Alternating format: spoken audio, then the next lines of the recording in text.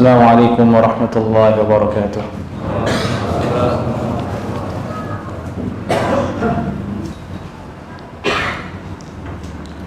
Alhamdulillahi rabbil alamin, wa bihi nasta'inu ala umuri dunya waddin, wassalatu wassalamu ala ashrafil anbiya'i wal mursalin, nabiyyina wa maulana Muhammadin wa ala alihi wa ashabihi wa man istanna bi sunnatihi ila yaumil qiyamah, amma ba'd. Kajian kita malam ini ke hadis berikutnya, hadis nomor 593. Qala al-Imam At-Tirmidzi rahimahullahu ta'ala, باب ما ذكر في الثناء على الله والصلاة على النبي صلى الله عليه وسلم قبل الدعاء.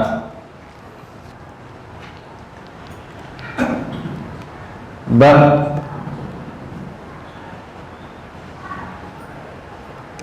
hadis yang disebutkan di dalamnya tentang memuji Allah Subhanahu wa taala dan bersalawat kepada Rasulullah sallallahu alaihi wasallam sebelum berdoa.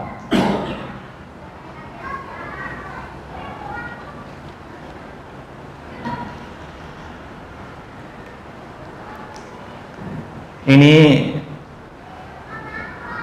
judul bab yang diberikan oleh Imam At-Tirmidzi rahimahullahu taala, yaitu pembahasan tentang adab berdoa.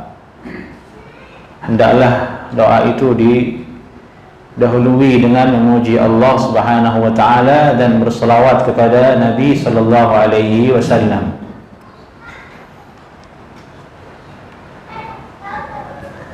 Ini masih nyambung dengan bab sebelumnya. Sebelumnya itu adalah tentang salat berjamaah. Ini kapan makmum itu berdiri ketika iqamah dikumandangkan.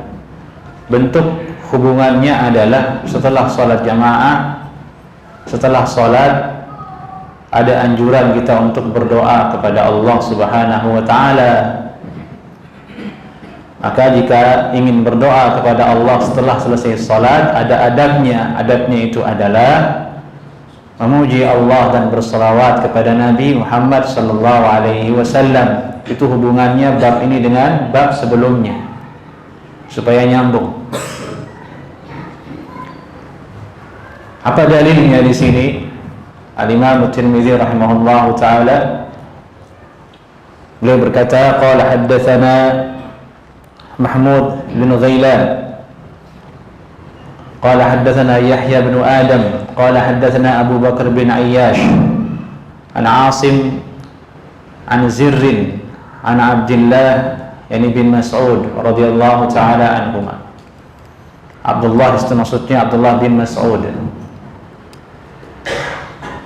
Aghlabiyahnya kalau Abdullah saja disebut maksudnya Abdullah bin Mas'ud. Kalau Ibnu Abbas, kalau Abdullah bin Abbas biasanya disebut langsung Ibnu Abbas, langsung, kan sama-sama Abdullah namanya di awal.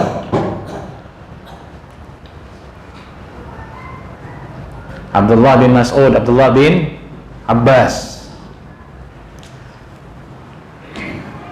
Kalau Abdullah saja maksudnya Abdullah bin Mas'ud kebanyakan, tapi kadang juga bisa maksudnya Abdullah bin Abbas, sesuai dengan metodologi seorang ulama dalam menuliskan ilmu hadis tersebut. Dan itu diketahui oleh para ulama, apakah di sini maksudnya Abdullah bin Abbas atau Abdullah bin Mas'ud. Di sini ulama mengatakan beliau adalah Abdullah bin Mas'ud radhiyallahu taala anhuma. Beliau berkata, kuntu usalli wan Nabi sallallahu alaihi wasallam wa Abu Bakar wa Umar ma'ah. Aku pernah salat sementara Nabi sallallahu alaihi wasallam bersama dengan Abu Bakar dan Umar. Falamma jalastu bada'tu bits-tsana'i 'ala Allah 'azza wa jalla. Ketika aku telah duduk, aku mulai memuji Allah Subhanahu wa taala, thumma salati ala Nabi sallallahu alaihi wasallam, kemudian aku berselawat atas Nabi Muhammad sallallahu alaihi wasallam. Thumma da'awtu li nafsi, kemudian aku berdoa untuk diriku sendiri. Faqala Nabi sallallahu alaihi wasallam, Nabi kemudian bersabda setelah melihat amalan Abdullah bin Mas'ud tersebut, sal tu'tah, sal tu'tah. Mintalah kepada Allah, kamu akan diberi. Mintalah kepada Allah, sal, mintalah kepada Allah, tu'tah, kamu akan diberi. Itu bunyi hadisnya. Dalam riwayat yang lain disebutkan, yakni dari riwayat Fadalah bin Ubaid, sebagaimana kata Imam At-Tirmidzi di situ, qala wa fil bab an Fadalah bin Ubaid, dan dalam bab ini pembahasan tentang memuji dan berselawat kepada Nabi Muhammad sallallahu alaihi wasallam dalam berdoa, ada hadis dari Fadalah bin Ubaid. Bunyinya hadis itu, bainama Rasulullah sallallahu alaihi wasallam qa'idun idza dakhala rajulun fa shalla. Ketika Nabi sallallahu alaihi wasallam sedang duduk di masjid, datanglah seorang laki-laki salat dan dia berdoa. Setelah salat dia berdoa, Allahumma ighfirli warhamni. Faqala Rasulullah sallallahu alaihi wasallam, ajjalta ayyuhal musalli. Kamu tergesa-gesa wahai orang yang salat. Ditegur sama Nabi sallallahu alaihi wasallam. Nabi bersabda menasihati laki-laki tersebut, idza shallaita faqa'adta fahmadillah bima huwa ahluh wa shalli alayya thumma ad'uhu. Apabila engkau telah selesai salat dan engkau duduk, berdoa kepada Allah, salat kemudian berdoa, fahmadillah, sanjunglah Allah Subhanahu wa ta'ala, bima huwa ahluh, dengan sanjungan yang memang Allah ahli untuk disanjung. Ini dengan sanjungan yang layak kepada Allah Subhanahu wa ta'ala. Wa shalli alayya, baru kemudian kamu berselawat kepadaku. Ini kata Nabi sallallahu alaihi wasallam sesuai dengan bab yang tadi, memuji Allah dan berselawat.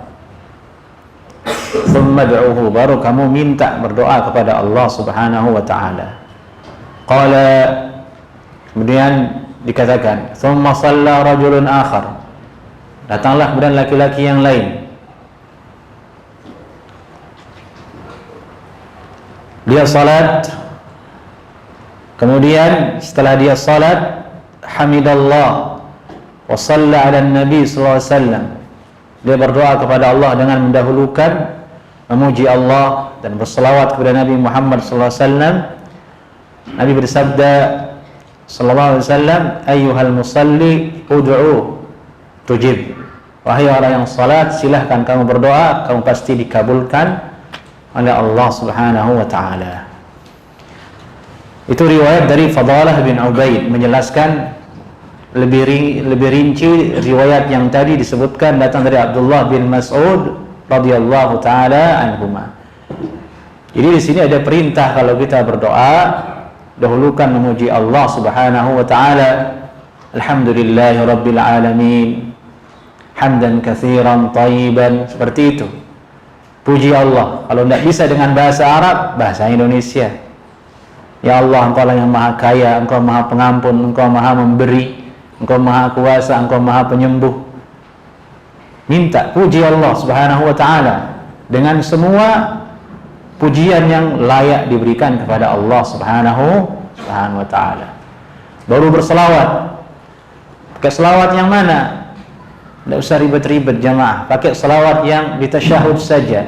Itu selawat paling afdal. Allahumma salli ala Muhammad wa ala ali Muhammad kama sallaita ala Ibrahim. Itu datang dari hadis dan dipilih oleh para imam, termasuk Imam Asy-Syafi'i rahimahullahu taala. Itulah salawat yang digunakan di dalam salat.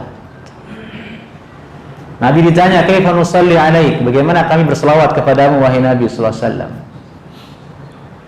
Diajarkan sama Nabi yang itu. Amalkan itu, jangan pindah ke selawat-selawat yang dibuat sama orang itu yang belum jelas identitasnya, walaupun dibuatkan cerita yang mujarab. Jangan tertipu daya. Yang datang dari Nabi itu yang paling afdal. Ini ada berdoa. Kemudian biar nyambung tadi bahasannya, ini pembahasan tentang berdoa setelah sholat, kan begitu. Kalau tadi adab berdoanya, sekarang kita akan bahas tentang berdoa setelah sholat. Di hadis ini sudah ada isyarat di situ bahwasanya sahabat ini datang ke masjid Nabi, selesai sholat dia berdoa. Tapi riwayat ini zahirnya dia sholat sunnah. Allahu a'lam. Dia sholat sunnah, dia berdoa kepada Allah. Dilihat sama Nabi sallallahu alaihi wasallam, didengar sama Nabi sallallahu alaihi wasallam, ditegur. Begini cara orang berdoa. Tapi di sini penting diketahui, di situ Imam Bukhari rahimahullahu taala dalam sahihnya beliau memberikan satu isyarat dengan memberikan judul dalam hadis babud du'a ba'da salat, bab berdoa setelah salat. Ini mutlak, salat fardu dan salat sunnah.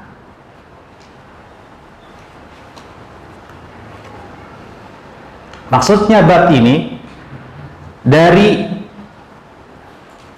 penjelasan Imam Bukhari dengan judul bab itu, babud du'a ba'da salat, bab berdoa setelah salat. Itu bab itu ada pada bagian Sahih Bukhari Kitabud Da'awat, babud du'a ba'da salat. Tepatnya di hadis yang 6329. Isyarat Imam Bukhari rahimahullahu ta'ala ini diperjelas oleh Al-Hafidh Ibnu Rajab rahimahullahu ta'ala, Ibnu Hajar rahimahullahu ta'ala. Beliau berkata, babud du'a ba'da salati ay al-maktubah. Ini bab tentang berdoa setelah salat, ay al-maktubah, salat fardu. Salat fardu itu juga bahasa Arabnya al-maktubah. Al-maktubah karena diambil kataba, wajib maksudnya. Di Al-Quran juga ada kan, inna salata kanat 'alal mu'minina kitaban mawquta. Ini maktub, yang sudah diwajibkan oleh Allah Subhanahu wa taala. Wa qal Ibnu Hajar rahimahullah taala berkata, afwan saya suka kebalik-balik nih, Ibnu Rajab Ibnu Hajar karena terlalu sering membaca nama kedua ulama ini. Semoga Allah mengumpulkan kita bersama mereka. Ini para ulama. Ibnu Hajar berkata, wa fi hadhihi tarjamah raddun ala man za'ama anna ad-du'a ba'da as-salati la yushra'. Di dalam terjemah ini, terjemah maksudnya judul yang diberikan Imam Bukhari tadi yang mengatakan babud du'a ba'da shalah, bantahan atas orang yang menyangka dan mengira bahwasanya berdoa setelah salat fardu itu tidak dianjurkan. Berarti ada masalah ini, berarti kan? Ini masalah hukum, bagaimana hukum orang berdoa setelah salat fardu. Ibnu Hajar membantah ulama yang mengatakan tidak dianjurkan berdoa setelah salat fardu. Siapa ulama yang mengatakan tidak dianjurkan itu? Ulama Ahlus Sunnah juga. Imam Ibnul Qayyim rahimahullahu ta'ala dalam kitabnya Zadul Ma'ad. Siapa namanya? Ibnul Qayyim. Kesitulah pendapat itu bersumber. Ini ulama-ulama sekarang atau ustadz-ustadz sekarang itu kalau ngomong tidak akan lepas dari perkataan Imam Ibnul Qayyim. Dan nampaknya ini menyebar sejak di zaman Al-Hafidh Ibnu Hajar. Dari itu beliau sedikit meluangkan tulisannya secara rinci untuk membantah Ibnu Qayyim rahimahullahu taala. Beliau mengatakan, ulangi lagi, fi hadhihi at-tarjamati raddun ala man za'ama anna ad-du'a ba'da as-salah la yushra'. Di dalam terjemah ini, judul bab yang diberikan Imam Bukhari itu, terdapat bantahan atas orang yang menyangka bahwasanya tidak dianjurkan berdoa setelah salat. Baik, kita lihat dulu apa dalilnya ini, ulama yang mengatakan tidak dianjurkan berdoa setelah salat. Mutamassikan bil hadis alladhi akhrajahu Muslim min riwayat Abdullah bin Al-Harith an Aisyah radhiyallahu taala anha.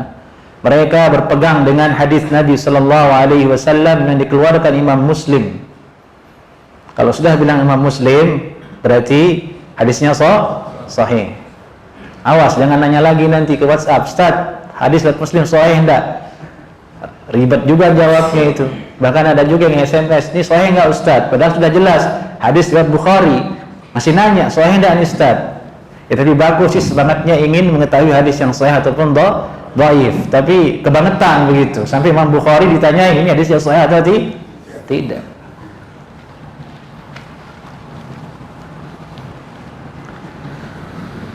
Apa isinya hadis tersebut? Itu dari Aisyah radhiyallahu taala anha, kana an-nabiy sallallahu alaihi wasallam idza sallama la yathbut illa qadra ma yaqul Allahumma antas salam wa minkas salam tabarakta ya dzal jalali wal ikram.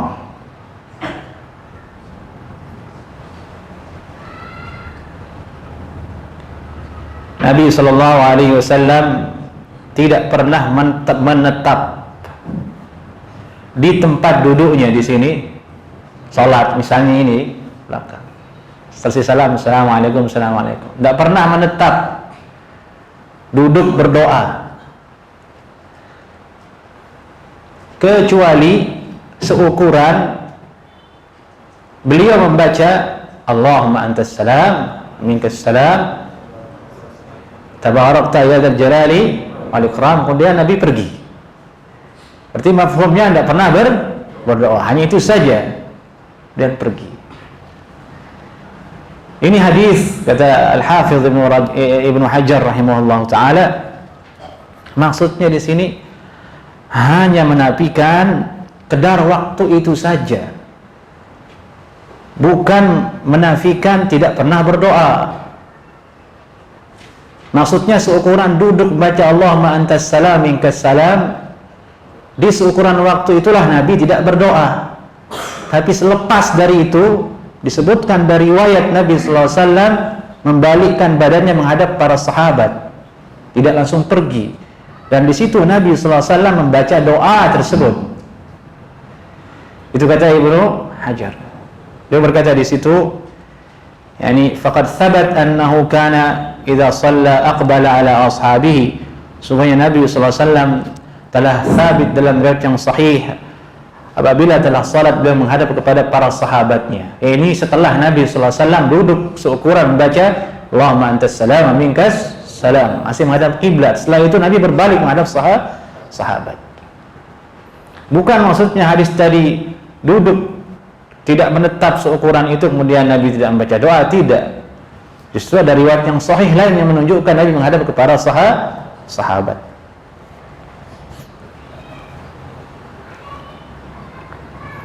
Maka hadis yang mengatakan bahwasanya Nabi sallallahu alaihi wasallam apabila telah selesai salat menghadap kepada para sahabatnya, dibawa kepada makna bahwasanya Nabi sallallahu alaihi wasallam di situ berdoa, membaca doa, dan disitulah para sahabat tahu bunyi doa Nabi sallallahu alaihi wasallam.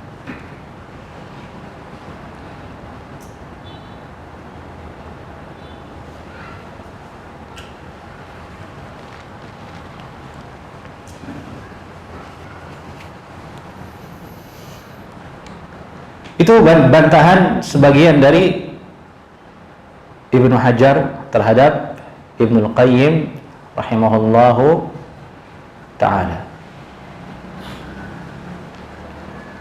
Syubhat kedua Sebutkan Ibnu Qayyim rahimahullahu taala itu memahami hadis yang mengatakan dubura kulli salat, itu dubura kulli salat, di ujung salat. Nabi berdoa di ujung salat. Kalimat dubur, dubur itu maksudnya belakang kan, ujung sesuatu. Ujung sesuatu berarti masuk bagian dari sesuatu. Paham?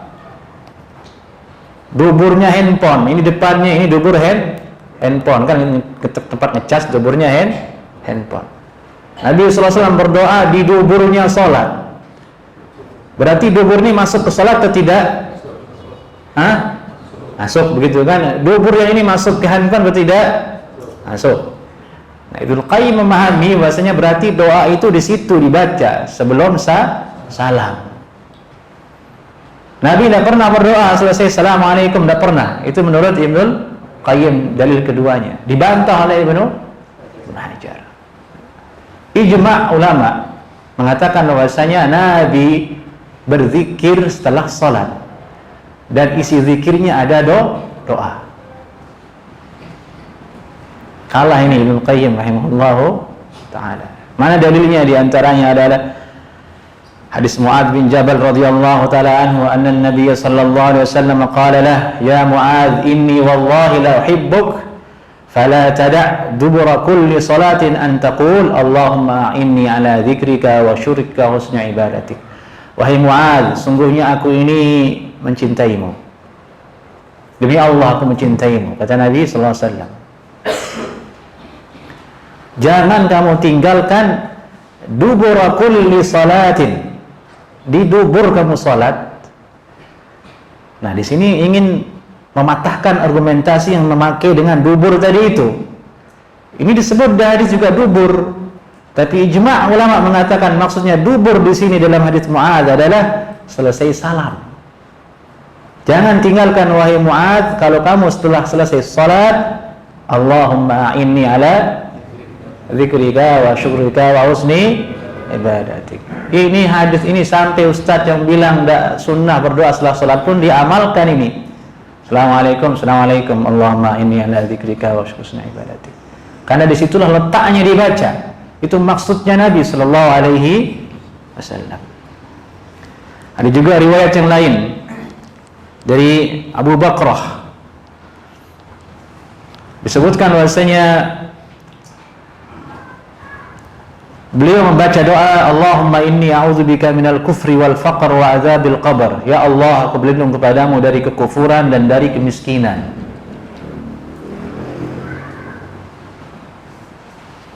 Wa adzabil qabr, dan siksa kubur. Di sini ada faedah. Berlindung dari kefakiran, kemiskinan. Tidak bagus jadi miskin itu, jemaah.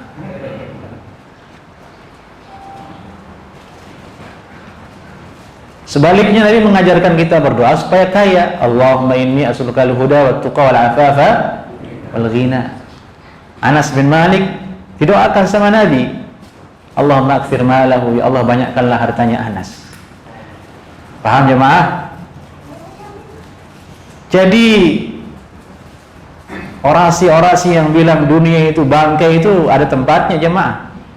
Jangan diambil begitu saja sehingga antum jadi futur mencari nafkah untuk diri dan anak antum.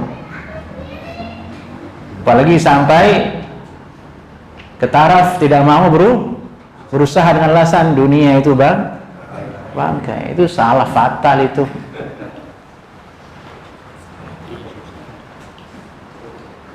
Sini ini hadisnya, itu faidah. Ada tempatnya ditaruh di dunia bangkai itu. Maksudnya kalau didapatkan dengan cara yang haram, kalau isi pikirannya hanya itu saja, kalau sambil mengalahkan aturan Allah Subhanahu wa ta'ala. Dari itu disuruh kita berdoa, Rabbana atina fid dunya hasanah. Fid dunya hasanah duluan kan, bagus di dunia. Kalau tidak bagus dunia untuk kita, ngapain disuruh minta sama Allah Subhanahu wa ta'ala. Begitu.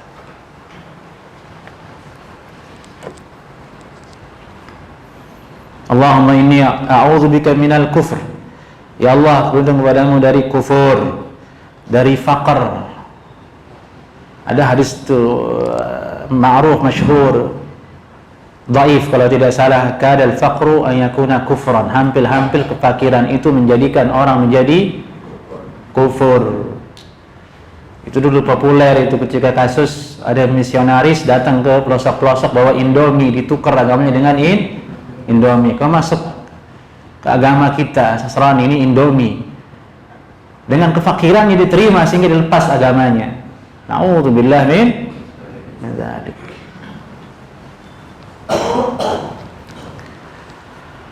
Kemudian Abu Bakrah berkata radhiyallahu ta'ala anhu, kana an-nabiy sallallahu alaihi wasallam yad'u bihinna dubura kulli salat. Nabi sallallahu alaihi wasallam sering senantiasa berdoa dengan kalimat yang tadi selesai salat. Ini hadis ini riwayat Ahmad, At-Tirmidzi dan An-Nasa'i dan disahihkan oleh Al-Hakim.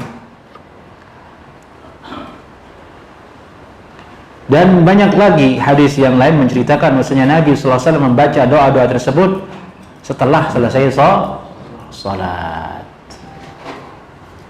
Setelah salam maksudnya. Assalamualaikum, assalamualaikum. Dan itu yang benar. Itu yang sahih, bahwasanya seorang muslim apabila dia selesai salat fardu kemudian mendatangkan zikir-zikir yang warid di situ, boleh dia berdoa kepada Allah Subhanahu wa taala dengan kebutuhan yang dia miliki. Setelah selesai membaca Allahumma antas salam minkas salam, tasbih 33 kali, tahmid, Allahu Akbar, baca ayat Al-Kursi dan lain sebagainya, dia ingin berdoa di situ, boleh hukumnya. Dikuatkan dengan hadis yang tadi kita baca dalam Sunan At-Tirmidzi. Yang jadi masalah itu sekarang di sini yang lebih vital itu bukan masalah ini. Kalau hukum berdoa setelah sholat ini kuat memang sunnah hukumnya. Bukan di situ letak perangnya. Letak peperangannya itu adalah berdoa ini kaifiatnya seperti apa? Apakah dipimpin sama imam, makmum mengaminkan? Itu yang pertama. Yang kedua, apakah mesti angkat tangan? Ini yang menjadi khilaf syadid, khilaf yang keras di antara ulama. Kenapa menjadi keras? Karena salah satu pendapat di situ ada yang melontarkan vonis bahwasanya itu bid'ah.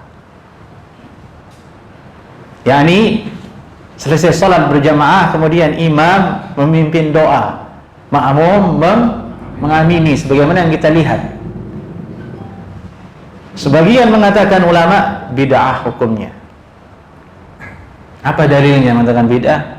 Dari sekian riwayat Nabi sallallahu alaihi wasallam salat berjamaah. Bertahun-tahun Nabi salat berjamaah bersama para sahabat. Tidak ada satu riwayat pun menceritakan bahwasanya Nabi melakukan hal yang seperti itu. Kalau seandainya pernah dilakukan Nabi sallallahu alaihi wasallam, pasti ada para sahabat yang menyampaikannya ke kita. Sahabat itu adalah pembawa hadis-hadis Nabi yang mustahil mereka menyembunyikan hadis, menyembunyikan keadaan Nabi sallallahu alaihi wasallam. Jangankan hal seperti itu. Masalah istinja dengan batu saja dinukil oleh sahabat ke kita. Nabi istinja dengan ini, Nabi pernah kencing berdiri, Nabi pernah begini, Nabi pernah minum madu. Hal-hal yang sangat ringan saja dinukil ke kita. Apalagi tentang masalah hal yang besar di Masjid Nabi SAW, semua sahabat ada di situ.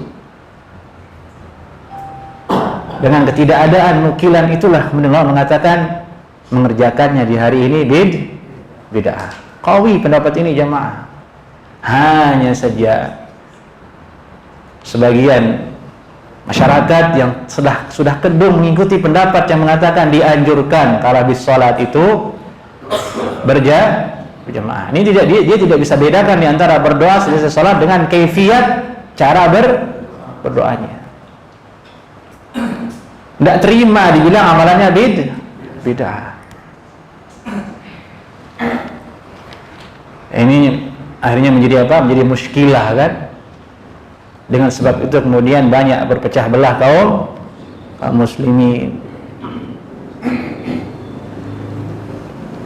Sebabnya hanya satu sebenarnya, kurang ngaji itu saja. Ulama yang tahu masalah itu biasa saja mereka. Khilaf sudah ma'ruf. Karena kurang ngaji, akhirnya datang ke situ setan dengan misi dan visinya yang ingin memporak-porandakan persatuan kaum muslimin, sehingga terjadilah khilaf yang seperti itu, khilaf ilmiah seperti itu menjadi permusuhan di lapangan, menjadi saling tuding di lapangan. Kalau sudah ini kelompok satu bilang itu bid'ah hukumnya, dalilnya qawi, yang ini nggak terima, kamu asal bidah-bidahkan saja katanya. Ya bukan asal-asalan, memang itu adanya, memang itu dalil para ulama. Nah, ini obatnya ini tidak tahu obatnya apa. Sudah sekian tahun terjadi. Allahu a'lam. Barangkali obatnya ngaji intinya. Kita berdakwah kepada mereka, kepada orang, kepada kaum muslimin agar lebih terbuka menerima sunnah Nabi Sallallahu Alaihi Wasallam, dan jangan sampai perbedaan tersebut menjadi ketaraf saling memusuhi di antara sama muslim. Tadi satu shaf tadi sholat itu imamnya satu, kemudian masalah, berarti itu masalah yang tadi itu berdoa dengan formasi berjamaah itu furuknya setelah sholat, justru itu yang bikin ribut. Sementara kalau sholat jamaahnya aman saja gitu, berarti kan kita perlu berpikir, semestinya tidak mesti saling bermusuhan. Kita mesti kembali kepada bagaimana cara Nabi SAW, farudduhu ilallahi war rasul, kembalikan kepada Allah dan Rasul, seperti itu. Waliyadzubillah min dzalik. Yang kedua masalahnya mengangkat tangan. Sekarang ini selesai sholat, orang ingin berdoa sendiri, dianjurkan tidak angkat tangan. Sudah selesai dia, Allahumma antas salam minkas salam, dan baca subhanallah, alhamdulillah 33 kali, Allahu akbar 33 kali, dibaca ayat kursi Allah, dibaca qul bin nar wal falaq. Dia ingin berdoa, dia sedang sedih, butuh uang, dia ya Allah, sama berdoa kepada Allah, ini Allah kabulkan doa saya. Boleh diangkat tangan di situ, boleh kata ulama, dengan keumuman hadis. Ingat-ingat itu sendiri ya, maksudnya doa sendiri, menurutnya sendiri dilakukan itu, diangkat tangannya itu dengan dalil bahwasanya Allah Subhanahu wa taala Hayyun Karim, malu dan maha mulia untuk menolak apabila ada hambanya yang muddu yadai, diangkat tangannya, fayuruddahu sifra, Allah akan menolaknya dengan tidak memberikan apa-apa.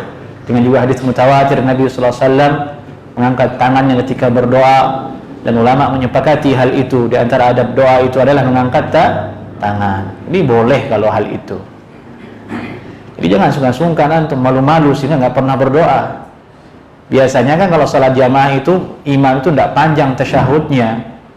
Sementara kita telah menetapkan bahwasanya berdoa itu ada setelah tasyahud, terbatas ruangnya di situ. Imam salam kita harus ikut salam, tidak sempat antum berdoa di situ.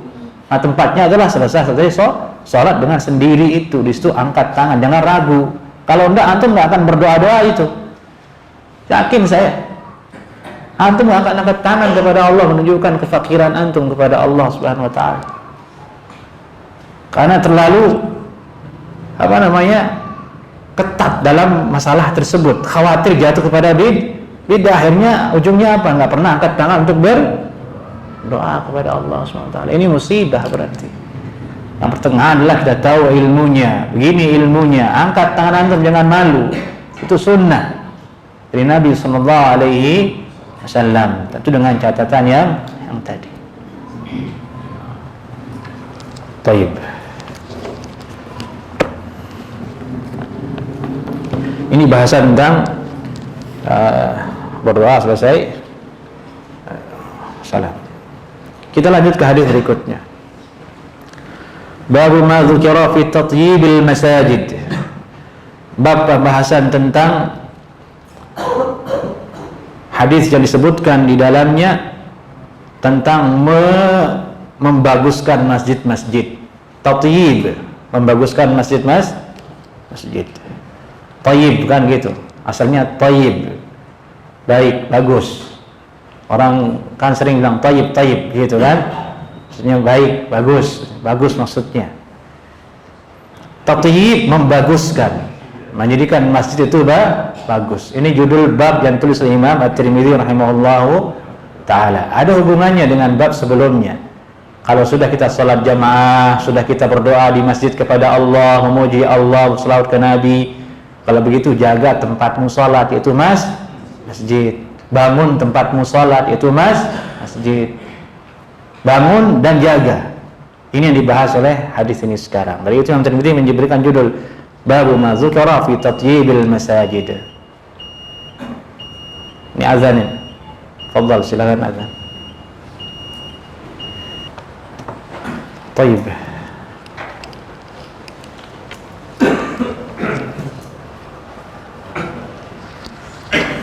Bismillahirrahmanirrahim. Qala haddatsana Muhammad bin Hatim al-Mu'addib al-Baghdadi al-Basri. Qala haddatsana Amir ibn Salih az-Zubairi. Ibn Salih az-Zubairi huwa min walad az-Zubair. Ini nama rawinya Amir bin Salih az-Zubairi. Amir bin Salih az-Zubairi. Amir bin Salih az-Zubairi dihukumi oleh ulama matrukul hadis. Intinya dia dhaif. Rawi yang dhaif. Disebut oleh ulama matrukul hadis, hadisnya ditinggalkan. Kalau ulama sudah bilang matrukul hadis, berarti parah begitu.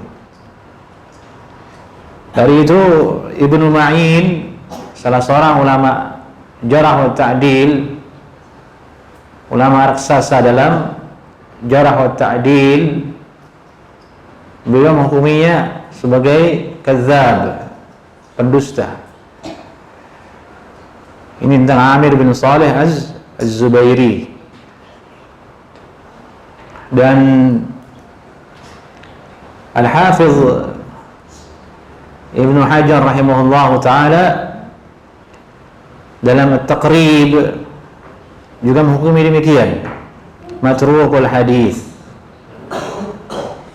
Matrukul hadis. Tapi di situ ada ulama lain yang membelanya, bahwasanya Amir bin Salih az-Zubairi itu kata Imam Ahmad bin Hanbal thiqah.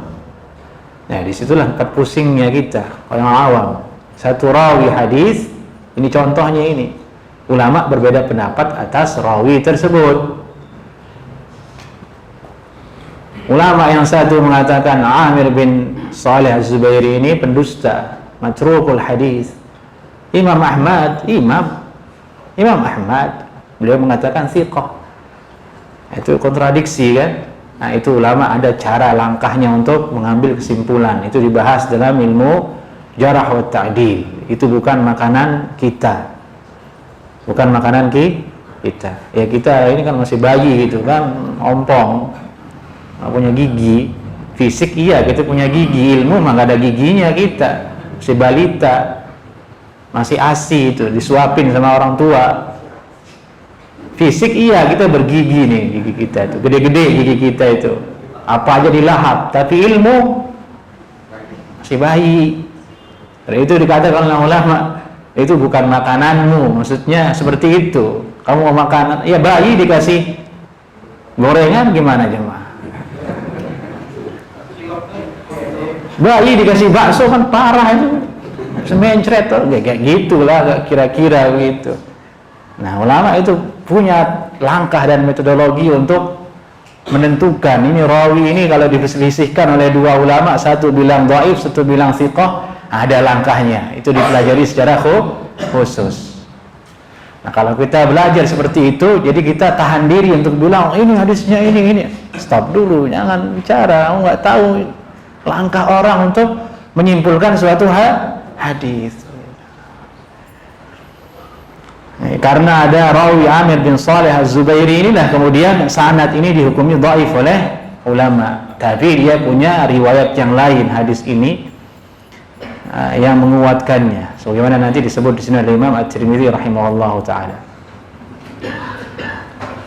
Qala haddatsana Hisham bin Urwah an abihi an Aisyah radhiyallahu taala anha. Dari Aisyah radhiyallahu taala anha. Dari hadis ini dari Aisyah ummul mukminin radhiyallahu taala anha qalat, dia berkata, amara Rasulullah sallallahu alaihi wasallam. Nabi pernah memerintahkan sallallahu alaihi wasallam bibina'il masajid, agar kita itu bangun masjid. Zahirnya hadis ini kata ulama hukumnya wajib bangun masjid. Tapi dalam kondisi tertentu. Jadi itu disebutkan di sini.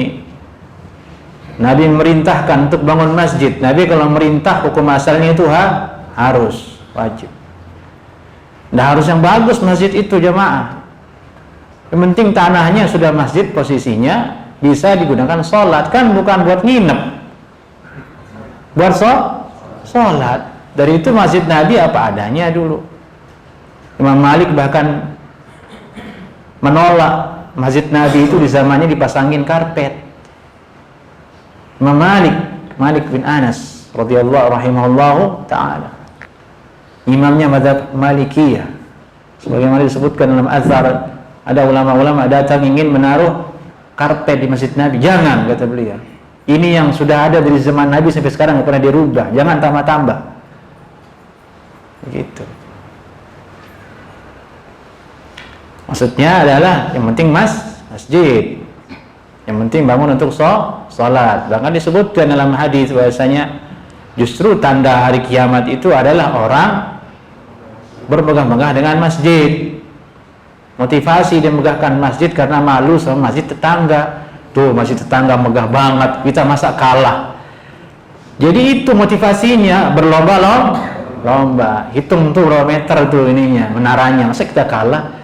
Bila perlu kita pecahkan rekornya ini. 500 meter ke atas di Bekasi, paling tinggi di Bekasi kita. Motivasinya seperti itu jemaah. Uang diinfakkan di situ miliaran, ratusan juta, sementara orang-orang dekat masjid itu miskin-miskin. Pengurusnya nggak digaji, marbotnya dikasih gaji di bawah UMR.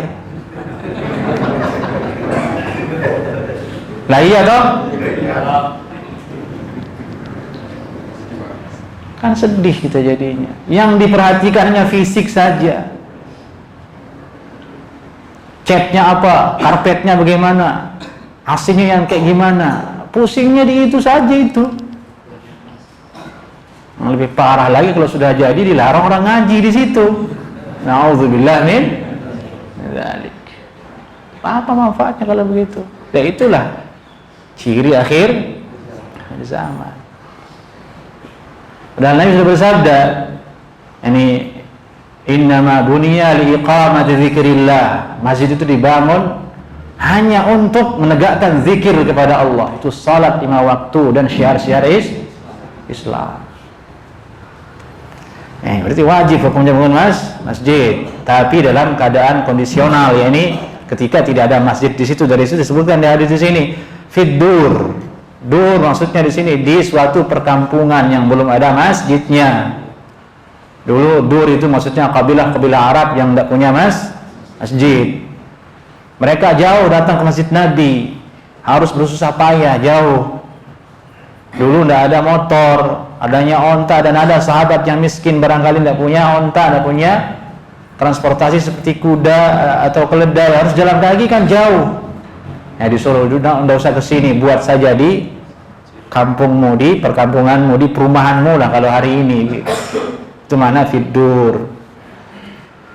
Itu ada faedah kemudian dinukil oleh Imam Al-Baghawi rahimahullahu taala, qala Atha, berkata Atha bin Abi Rabah, salah seorang ulama salaf juga ulama tabi'in, lamma fataha Allah taala ala Umar radhiyallahu taala anhu wal amsar, manakala Allah Subhanahu wa taala membuka untuk Umar negeri-negeri yang ada menjadi negeri kaum muslimin, amaral muslimina bibina'il masajid. Umar bin Khattab merintahkan semua kaum muslimin agar membangun masjid.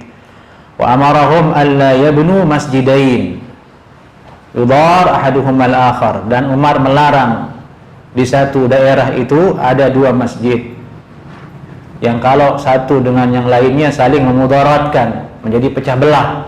Satu saja cukup, tapi yang luas. Dan itu disebut Masjidul Jami'. Apa arti Masjidul Jami'? Masjid yang universal. Jami' mengumpulkan semua orang. Itu maksudnya masjid jami', jamaah. Masjid Jami' At-Taqwa. Semua orang ngumpul di situ, di At-Taqwa itu. Semuanya itu, Mutiara Gading, Mustika Jaya itu ada di situ. Kalau bisa. Kalau bisa, tapi kan tidak bisa. Setiap blok ada masjid. Blok C, masjid. Blok A, masjid. Blok D, masjid. Ketika azan, tomplang itu suaranya itu. Bersatu nggak kalau seperti itu? Nggak bersatu. Itu kata Umar, perintah Umar. Nah, kemudian apa kata hadisnya? Wa antunazzaf. Kalau sudah dibangun masjid itu, Nabi perintahkan supaya dibersihkan. Jaga kebersihannya. Dan itu di zaman Nabi ada tukang sapu dulu. Tukang sapu masjid meninggal dunia. Nabi bertanya, kemana fulan yang tukang sapu masjid fulanah, ibu-ibu perempuan sering sapu masjid Nabi. Nabi kehilangan, mana beliau ini? Kok nggak ada udah beberapa hari? Sudah meninggal wahai Rasulullah. Subhanallah. Inna lillahi wa inna ilaihi raji'un. Di mana kuburnya? Ditunjukkan di sini kuburnya. Nabi datang ke situ untuk mendoakannya. Itu keutamaan membersihkan masjid. Masjid Nabi itu. Tapi bisa dikias ke masjid yang lain. Ini masjid ini harus dibersihkan kata ulama. Semuanya, terutama lantainya, temboknya harus dijaga kebersihannya supaya orang nyaman salat. Wa antu tayyib, dan mesti diberikan wangian. Biar nggak ada orang bau. Ingat hadis Nabi sallallahu alaihi wasallam, yang sudah makan bawang jangan ke masjid. Maksudnya apa itu? Supaya tidak ada bau yang tidak sedap di dalam masjid. Makruh dia datang, berarti harus dijaga itu keharuman masjid. Harus dibakakan bukhur di sini, harus disemprot, terutama tempat sujudnya. Di situ infak dikeluarkan untuk itu supaya bersih. Laundry setiap pekan tuh, karpet harus wangi setiap hari Jumat. Di situ itu kita amalkan sunnah Nabi sallallahu alaihi wasallam. Itu nomor satu. Yang kebaliknya, Nabi suruh harumkan masjid, suruh bersihkan masjid, yang dia masukkan asbak rokok berjamaah di itu sesuai nggak dengan hadis Nabi jamaah? Nggak sesuai, walaupun mengamalkannya kiai. Kalau kita bisa punya kekuasaan, kita keluarkan tuh kiai dari masjid. Kamu ini sihir sunnah. Nabi nyuruh harumkan masjid, bersihkan masjid, ya sampai yang ngerokok di masjid. Itu sunnah dari mana seperti itu? Kan begitu. Ini hadis Nabi sallallahu alaihi wasallam, hadisnya sahih. Baik, sampai di sini dulu jamaah kajian kita, semoga ada manfaatnya. Aku qouli hadza. Assalamualaikum warahmatullahi wabarakatuh.